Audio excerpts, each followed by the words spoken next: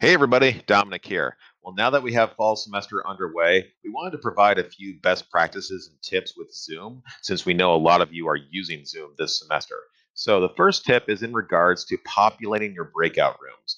Obviously, Zoom can allow you to randomly assign students to breakout rooms, which makes the process very fast and easy. But what if you have very particular groups that you want to populate, maybe from class to class? How can we do that in a quick manner?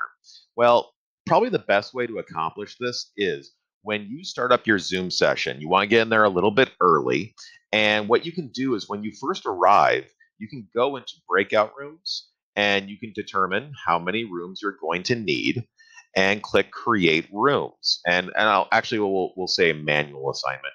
And we'll hit create rooms. Now, you can do this before any students arrive and basically create the rooms and even rename them if you want to like group A, group B, or whatever you wanted to.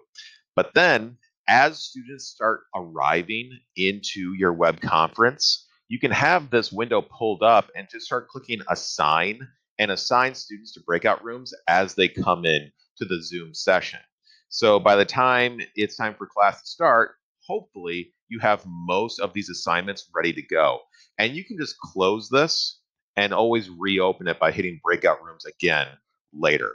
And so you can do some of that work ahead of time, which should hopefully make things a little bit faster. So that's my first tip.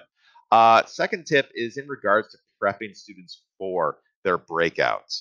One thing that faculty have discovered is that when students go to their breakout rooms, they will no longer see your shared screen if you were sharing it in the main call. And so before you send students to the breakout rooms, you want to give them very, very clear and explicit instructions on what they are expected to do. And a really nice way to ensure students are getting their work done, well, I mean, aside from going into the different breakout rooms and seeing how they're progressing, another way that we can monitor this is if we use a collaborative document. So, for example, here is the template for the Google Slides gallery walk, which is available on our website. And so you could take like this slide right here and duplicate it. Let's say if we have 5 groups, 5 breakout groups in Zoom, I could duplicate this slide 5 times and say, okay, you guys are on slide 1, you guys are on slide 2, you guys are on slide 3. And I can then tell them, like, on your slide, as you're discussing in your group, I want you to fill in your slide with the following information. And you could provide those instructions verbally, of course. You could also maybe put a slide at the very top that provides those same instructions in case they need a little refresher on what they're supposed to do. But then the nice thing will be that as students are working in their breakout rooms, in addition to you being able to go around to the different breakout rooms and see how they're progressing, you can also just look at this collaborative slide deck and you will see the different groups start to fill in their information on their respective slides. And if you see that maybe one group slide has nothing yet, well, maybe that's an indicator that you should go over to that room and see what the holdup is. So definitely consider utilizing collaborative documents. And if you're unsure how or you need some ideas or templates, let us know because that's something we can absolutely help you with. Third point is reports for Zoom attendance. We've had a number of people ask us, like, is there a quick way that I can take attendance in Zoom rather than spending class time going through and checking who's there? And the answer is yes, you can. So one thing I'll mention is that this is only possible for meetings that are now in the past. So if you are scheduling individual class sessions using Zoom, the way that we've trained you, you're good to go. The way this works is if you go into Zoom for a class and you go to the previous meetings tab, this will show any meetings that occurred in the past. And you'll see that over on the right-hand side of these meetings, you can access reports. And if I click on a report for a particular class session, it will show me who was in that meeting. Let's see if I got a good example. Okay, so here's an example of where I was in the meeting, and then Kuhn, my dog, was in the meeting as well. And it'll tell you the amount of time that they were in the meeting. It is worth mentioning that if a student disconnects and reconnects, it will actually do a new entry for that student.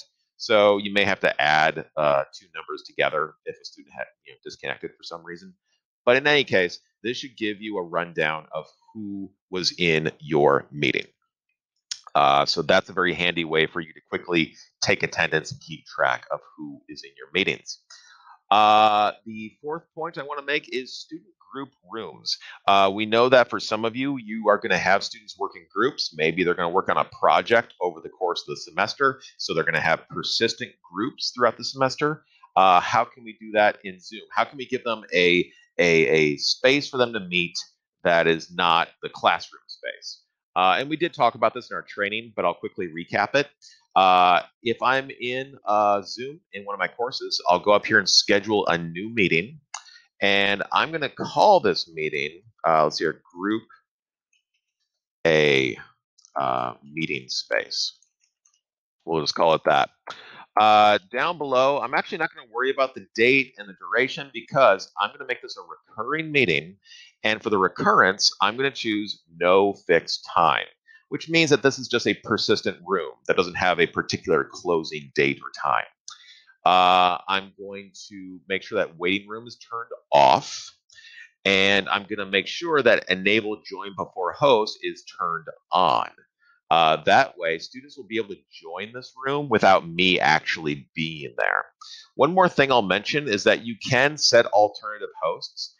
This would be handy if you know that like your groups have like a group leader or something like that. You could set the group leader as an alternative host. That will give them additional control over the meeting room for additional features. It's not necessary, but if for some reason you want students to have additional control, you could type in their email addresses and assign them that permission. But once you do that, click on save. And then now when you or students go into the Zoom section of the course, these recurring meetings will be at the top. And these will just sit there until you get rid of them. And so you could tell students, you could say, you guys are group A. Feel free to use the group A space whenever you need it. You don't really assign students to these rooms. You just make them available to everybody and then just tell students, like, you guys are group A, use the group A room. You guys are group B, use the group B room. So that's a great way to give students a common place to meet with their groups whenever they need to. The last point that I'll mention is student office hour setup. You know, this is again something we talked about in our training, but just a quick refresher. In order to set up virtual student office hours, go to any course, go into Zoom, and go to your personal meeting room. This link right here is going to be the link for your personal meeting room across all courses. This is a universal link. It's not tied to any particular course. It's accessible in all of them. So you can right-click and copy that link and go paste it wherever you need to paste it.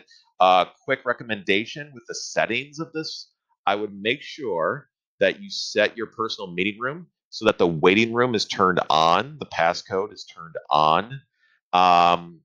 You probably do not want students to join before host, so you can leave that turned off. But then when students come into your room, they'll be put into the waiting room first, which allows you to make sure that you're ready to admit them into your personal room. So that's our recommendation in regards to conducting virtual student hours. And then I'll also mention that in order for you to actually start those hours, you could just click the link, the same link that students click.